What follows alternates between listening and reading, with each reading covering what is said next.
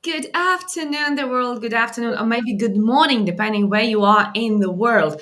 Wherever you are, you must be definitely very excited today because I have my dear friend Mandy Young, who is not only my dear friend, and she is a very positive person.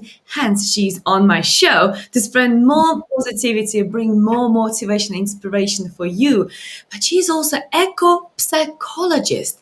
That's an interesting term, right? She's also a speaker, and this is how we met. And she's also upcoming author. She's just about to publish her own book after co-authoring few books before. And also she is a writer. She had lots of articles posted in the magazines. So perhaps you already heard about Mandy, but today she's at my show with lots of value.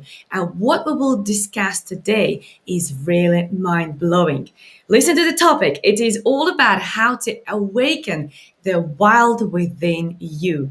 Mandy, welcome to the show and thank you so much for generosity of your time being here today. Thank you, Olga. It's always a pleasure to be in your presence and love that you always inspire other people to be their greatness. So privileged to be on this show, and I hope that I can do exactly that, add some value and inspire some people and do exactly what you try to do all the time. So thank you, Olga. Thank you so much. And I know that you're the right person to do it because you walk the talk and you had such an amazing journey. So I'm curious just to go straight to the topic, without any fluff.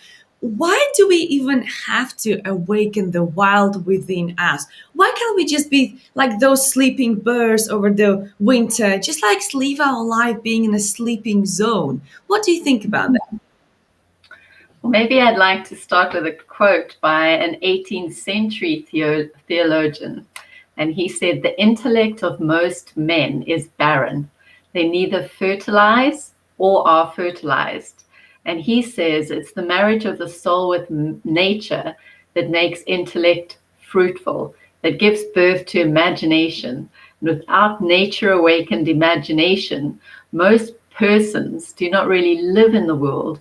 They merely pass through it as they endure dull lives of quiet desperation. So as we chat today, I guess I'm starting off with saying, are you feeling any of those things? Bored, desperate, unfulfilled, no purpose, discontent? And I hope that as we chat together, I will give some ways of understanding how nature can make that different for you. So maybe where I'd like to start, if I'm okay to chat on, Olga, just be very free to come in and ask me other questions. But otherwise, especially if I'm talking on too long. Absolutely. Well, I like what you said there, that it is about awakening. It is really about awakening, but it's about recognizing when it's time. And the time is, as you mentioned, do you feel bored? Do you feel like something is a bit sluggish in your life? That's probably the time for you to do something about that. And it's really, really important to actually take charge of your life. Very often people Sure. float in their life like anything on the top of the water in the river, and then where they end up, wherever water goes. But if you want to really live your life, then you got to take charge of your life. So how can we do it? Can you give us a couple of tips, couple of examples, maybe from your own life and your client's life, how they did it? How did they awaken that wild within themselves? Sure, I'd love to tell you that. Maybe just to back up a little, I just wanted to say a little bit about the importance and the very underground value of reconnecting with nature. Because I think most of us in our westernized society have become quite sort of eco-alienated. We don't really recognize the value of our interdependence with nature. And it was, again, and I hope it's okay if I read other people's quotes, because I just think sometimes they say it way better than me. So there was a psychologist of religion. His name was James Ashbrook.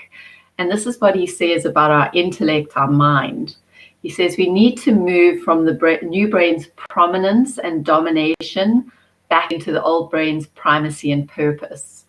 And he reminds us that the new brain is an extension or an elaboration of the old brain, the reptilian or the mammalian brain, the limbic system of our old brain, because it's the biological root of human bonding with nature, bonding that was obviously essential for the survival and adaptation of mammals and reptiles. But as humans, we go even further than that. We have another part of our brain called the neocortex, and that enables us to have transcendent thinking, spiritual thoughts, imagination.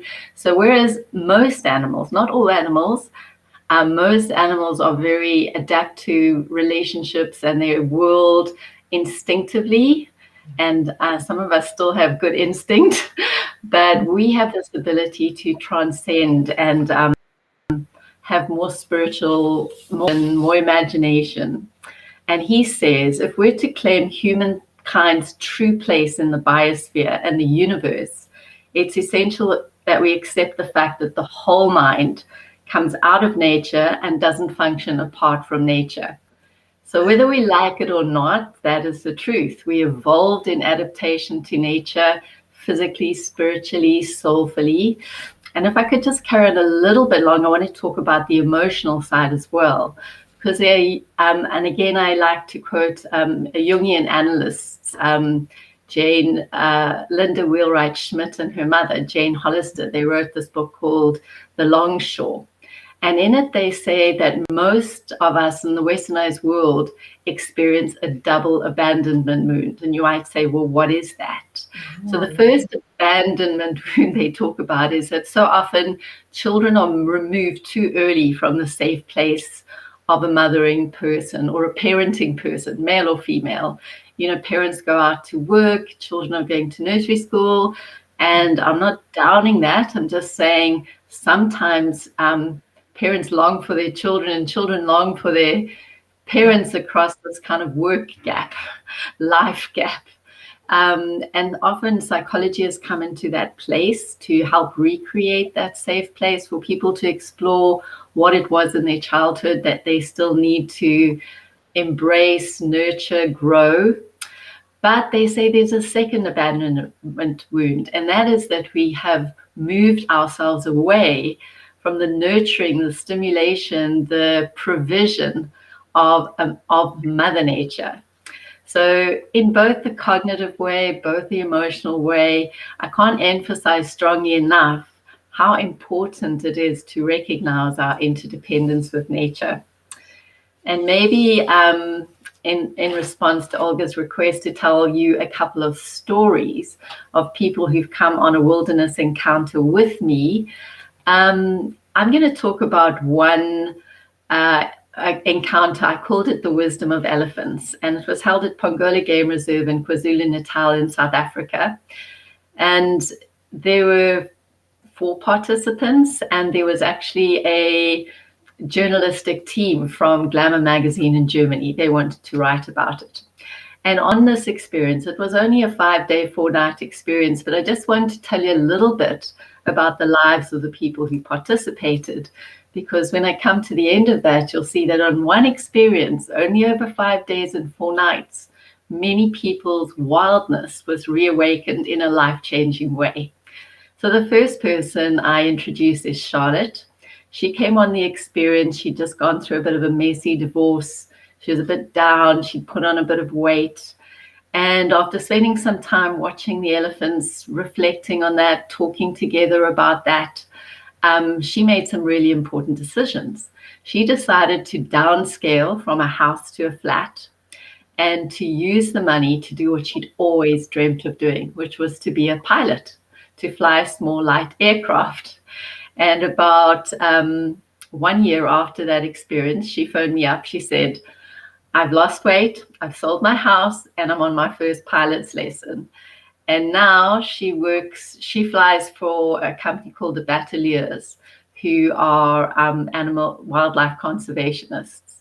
So it was a wonderful example of how a couple of days in the bush in a wilderness experience She'd changed her life, she'd grown emotionally, and she'd given back in a conservationary way to where she had experienced this life-changing moment.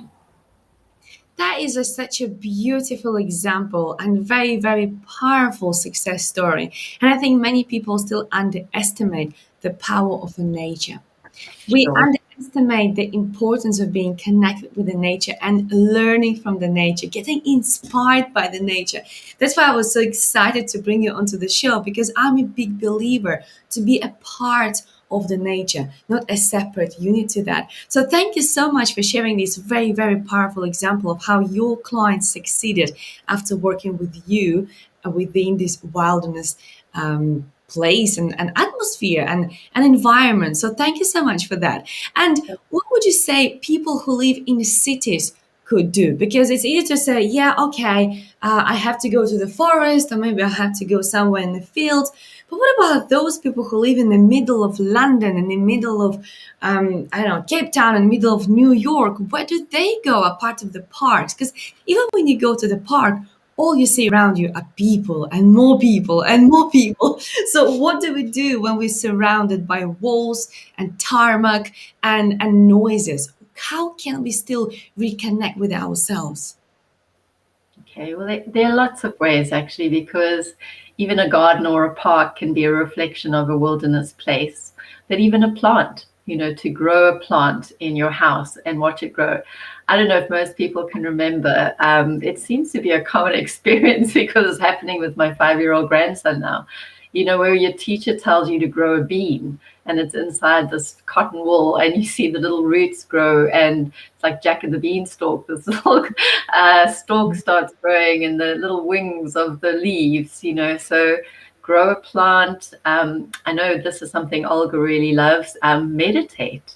I have a beautiful dolphin dream time meditation. Just shut out all the noise, close your windows, put on a meditation, go back in your mind into one of those beautiful places. And what I love about the dolphin dream time meditation is dolphins have this incredible capability with their sonar sounds to almost buzz our bodies. It gives us, puts us into a relaxed alpha state. But somehow their ability to communicate, that sonar capability, seems to impact our bodies. The sound waves seem to impact our energy, our bodies, in a way that can even build up your immune system. Sometimes swimming with dolphins has meant people have that sonar capability has broken down cancerous tumors, realigned bodies, stimulated cognitive capabilities of children who are really mentally challenged. So just get into a meditation, a dolphin dream time meditation, that even just putting your head out the window. And I know for some people in really big cities, you can't really smell the fresh air, which would be amazing. But I would encourage people, even if they are in a city, you can do these little things, even grow a little vegetable garden on your balcony. There are ways of reconnecting with nature and seeing the beautiful creative power of something grow. It's very inspiring. It's very inspiring. And often what we reflect on the outside of our environment is often a reflection of what's going on in our internal landscape. So if we're growing plants, smelling roses, going into beautiful meditations, it can really shift how our mind thinks, how our mind perceives things, as Olga was saying, from a whole lot of negativity into a much more positive, hopeful space. Absolutely, absolutely. And I love your very simple and applicable tips here. Grow a plant, meditate, calm your mind down, just observe surroundings around you, but also observe yourself within you. And it's funny how you mentioned the meditation with dolphins, because very often when I just want to relax, I go in YouTube and I find like dolphin noises and I love them. It's something Amazing. special. Yes, I know. It's so amazing. And recently I went to Gibraltar and there I went for this boat tour where actually you could see dolphins and their playfulness and their Yeah, curiosity. Oh, it's just so amazing, isn't it? I love it is. dolphins. Yeah. They are very, very special beings. They really are. Really are, yeah, and we can learn a lot from them as well. So, okay, so thank you so much for giving these tips about how people in cities can also reconnect with themselves and retune themselves, even though they can't have a forest, they can't have a field, they can't have an ocean or the seaside around them. It's really important, and I'm a big fan of plants. I must say, if you would come to my house, you probably will see a few plants in every room because I love plants. No, they are beautiful. They're so inspiring. Very Yeah. true, very true, absolutely. But I wonder, it's always easy to learn from somebody who is an expert. And when they say expertise, we always think, yes, but it's easy for you because your life was easy and you know all of that, but I'm still learning. I'm still in this process. So how did you come to such a thing as being eco-psychologist? How did you come to this revelation that we actually can learn from nature so much? Was the personal experience involved? Was it the more observations of other people's journeys? How did you end up doing what you do? Oh, that's a lovely question. I think I reconnected with the fact I looked to nature for nurturing when I got divorced. I was in a space where I really needed to find a new identity. And I remembered that as a little child of 5 years old, we lived in a place called Garnerton in Zambia, just which was on the Kafue River. And as a child, I used to run into the bush. We used to have, the old faithful black men who would bring me home and say, "Little Missy, time to go home now." And I used to jump in the river with all my friends. And, so I think I felt and experienced nature um, as a young child. And when I needed personal healing, I remembered that. And from that moment on, I think what I always would experience something first in nature and then understand it with my head. And as I was instinctively drawn to different species of animals, it was because that particular species needed to show me something where I needed to heal or to grow or to adapt. So for me, it first started with the wild dogs. And what I began to understand with my head after all the experiences was that wild dogs and early man, um, they wouldn't have survived if they didn't nurture close kinship bonds, family bonds. And I realized when I was 10 years old and my parents moved from Zambia to Zimbabwe, they sent me to a boarding school in South Africa. And it was just too far, too long. I was too young. And it was quite a life changing moment for me in negative and positive ways. I felt unwanted, like I'd been pushed aside. I felt abandoned. And I felt like close relationships didn't last. But I also became quite adventurous and independent and entrepreneurial. So it wasn't all just negative. Um, but I realized when I started to meet the wild dogs, that's what they were highlighting for me, that I hadn't experienced those close family bonds, and that all of us need that. All of us need not only close family bonds, and some of us are in families where that isn't the case for one reason or another. Someone might have died, someone might have to work a far distance away. Sometimes the broken families are broken. Sometimes families are abusive. But each of us need a sense of belonging in a group or a community. And the wild dogs helped me remember that. And they enabled me to then begin to look for groups that I felt a sense of identity with, a sense of belonging with, people who are like-minded, people who are positive, who I liked hanging out with, people who are good mentors. So the wild dogs inspired that journey for me. That was really quite life-changing. I love that. I love that. So you are talking from your own personal experience. It's not just woo-ha information from books. It's your personal experience. And I love how you pivoted your life whilst you were going through divorce. So a message to everyone who is right now going through divorce or separation. And actually I can think about at least two people right now, two of my clients who are going through that it is actually about looking at your environment, just like you did, and seeing, okay, what relationships should I keep strong? What connections should I nourish and should really take care of? even though I'm going through separation right now. But you actually pivoted your life so well that you made a business out of this. And this is really remarkable. It just shows once more how whatever happens in your life is always there for a reason. So well done, you. Well, I'm very proud of you Thank you. out under such light and shining this bright light to other people now when you were going through such a difficult time in your life. So thank you for doing that. Pleasure, pleasure. I think, when you come across something that really works for you, you really want to offer it to other people because you really want other people to be healed, to grow, to feel the love and to express the love. Yes, very true, very true. Absolutely. It's about sharing. That's why they say sharing is caring, because when you share, then Yeah. you really care. And the more we give, the more we get back. That's the rule of life. But I love the fact that you gave example of wild dogs and how they inspired you. Are there any animals that recently were inspiring you or some of your clients member? I know we already heard the story of elephants, but is there any other animal you would like to share with us? Like, what's the most inspirational thing maybe they do and what we humans can learn from them? Okay. Well, I could go on and on with those kind of answers, but maybe one that probably would be most inspirational right now in terms of what we've been talking about is I had the amazing opportunity to spend time with wild meerkats. So meerkats who weren't in a zoo, but they were in their natural habitat. And the person I was working with, a man called Grant McIlrath, and he does have a book. I think it's called The Meerkat Man. He ethically habituated meerkats, which meant he started 2 kilometers from their burrow and sat absolutely still for hours and then moved closer and closer.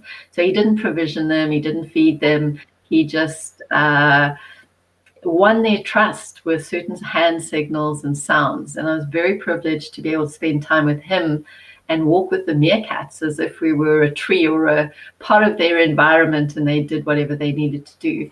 And one of the things that was a common behavior of the meerkats is one meerkat always would be up on guard.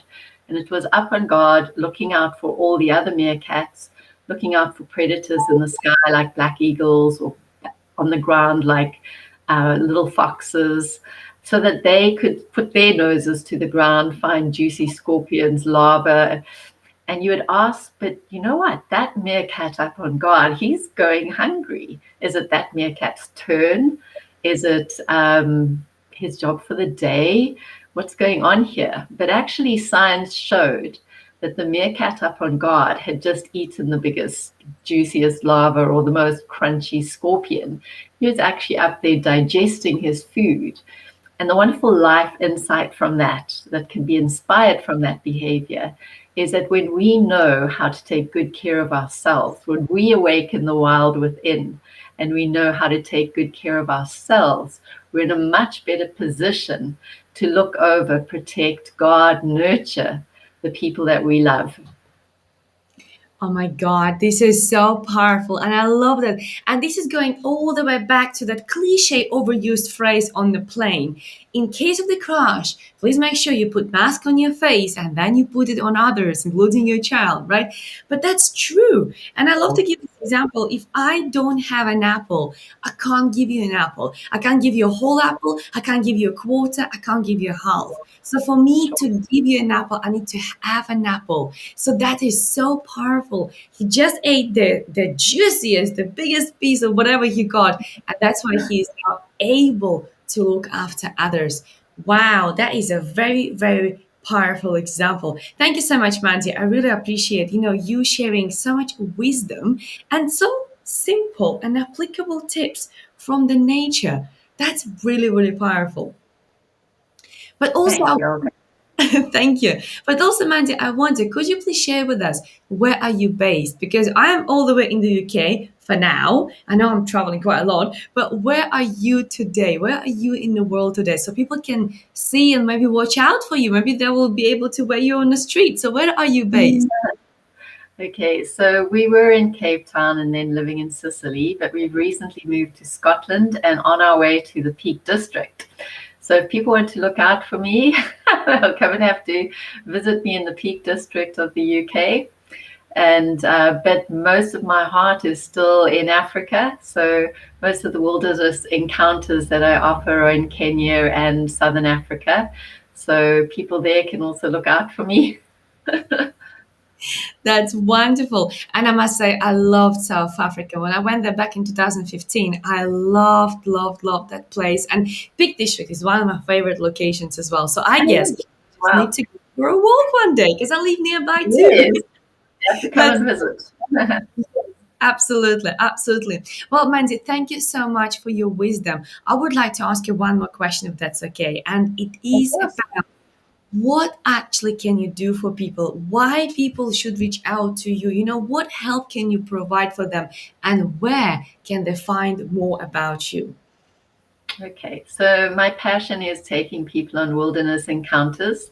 So you can connect with me on my website, which is www.wildernessencountersafrica.com. I see Olga's popped that on the screen.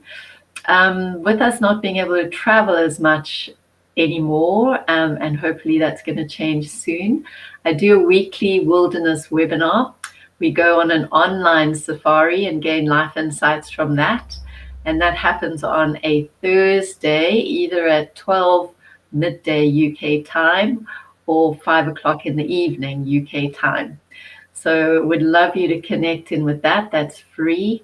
Just a time for us to connect, to value nature, to enjoy nature, and to observe wildlife, experience interactions, maybe do a dolphin meditation. Just beautiful times to awaken the wild within. How wonderful is that? And yes, I did share the link right on the video right now so people can see that. And also, I'll Thank make you. sure that I will share your details below the video for people who would like to connect with you and learn more about you. But also remember, in the beginning of this chat or pre-show chat, you mentioned a video which you wanted to share with people. Could you please tell us a few words about the video? And please make sure you do share the link to the video below the show. But what is the video about? Why you were so inspired to share that particular video with us? It actually can be found on my website. So if people want to find it there, but I can send a link. It just tells you what a wilderness encounter is all about. And also on my website, you'll find I've written up after each weekly wilderness webinar. I've most often written up about the life insights gained from the animal interaction we've observed. So you're very welcome to go there and get inspired. One of my favorite people I love to work with are the Masai. So I am very well connected with the headman and the Inkankeri Masai village just outside of Amboseli National Park. Amboseli is a place where the oldest elephant research is being done by Cynthia Moss. She's very well known. And I have a Facebook page called Meet the Masai. So you're very welcome to connect with me there as well. They have some beautiful beads and articles for sale. And we're trying to set up a small tented camp where you can go and stay in a tented camp. They will look after you. They will show you all the animal interactions that they engage with and just give you the most amazing experience.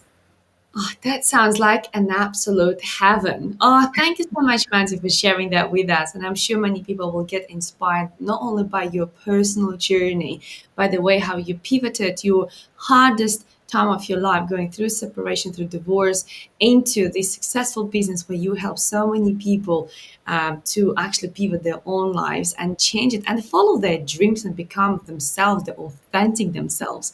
So thank you, Mandy, for your amazing work which you do. We need more people like yourself in the world. So please carry on doing what you do because you do amazing work. Thank you, Olga. Thank you. I love doing it. That is wonderful. And thank you all who joined us today watching this show with myself and Mandy Young. As you heard already, Mandy has a wonderful journey. She is such an inspiration, and she right now helps many other people. Don't delay to get in touch with Mandy if you are right there on a crossroads thinking, where should I go? Just like her client who pivoted her life, you can do it too. So thank you for watching this video with us today live. And if you watch it on replay, please make sure you share with us where you are based. Who knows, maybe you will meet Mandy or myself, or maybe us together walking somewhere around. Make sure you also share this video with at least one person, even just on your wall. Because when you share this video, many other people can get inspired and motivated, not only by the information from this show, but also by the personal stories of Mandys and her clients. So thank you so much for being here with us today. See you next week, 1 p.m. UK time. And Mandy, from the bottom of my heart, thank you very much for being at my show. Thank you too. Very much appreciated.